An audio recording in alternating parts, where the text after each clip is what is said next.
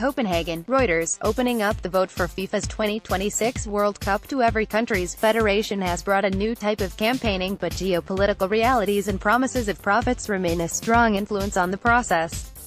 A tri-nation bid from the United States, Mexico and Canada is facing a challenge from underdogs Morocco, and officials from both bid teams are jetting around the world in search of support.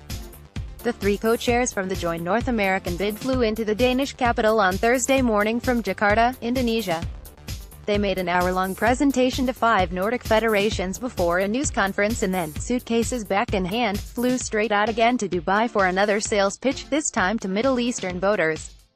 Under FIFA's new system for choosing the host nation for the lucrative tournament, with all 211 football federations in FIFA each given a vote, the bid teams must travel the globe in order to deliver their message to the electorate. It wasn't always such hard work.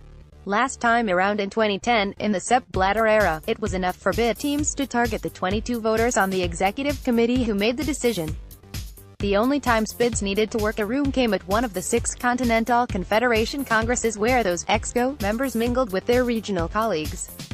But after a series of allegations surrounding the voters for Russia 2018 and Qatar 2022, and in the midst of the corruption scandal that rocked FIFA in 2015 leading to a series of arrests, FIFA decided to widen the franchise for the big decision. I think ultimately this is a decision that should be made by the associations, big and small. Everyone has a vote, it is a very democratic, open process, and there are very stringent guidelines set by FIFA as to what you can and cannot do, and we are following them scrupulously. U.S. Soccer Federation President Carlos Cordero told Reuters. Those with the vote certainly appreciate being involved. I'm really glad we are having these meetings, it is part of the reform process that we moved the decision-making from the few. Danish FA President Jesper Møller said. We can and did ask a lot of questions, and that is very good for a democratic and open process, he added. Published criteria yet while the PowerPoint presentations and Q. President Donald Trump waded into the campaign last week with a tweet that made clear he expected countries that receive American economic and other forms of support to deliver their votes for his nation's bid.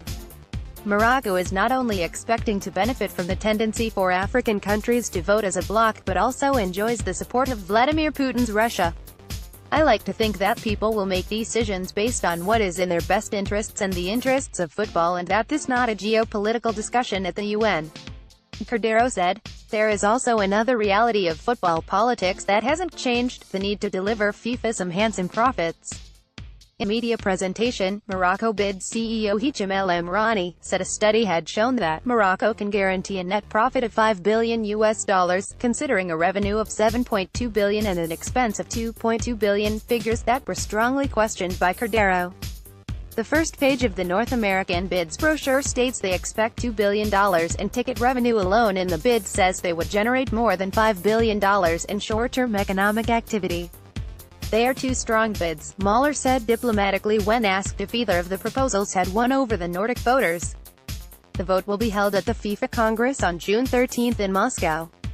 Reporting by Simon Evans, editing by Ed Osmodor. Standards. The Thomson Reuters Trust Principles.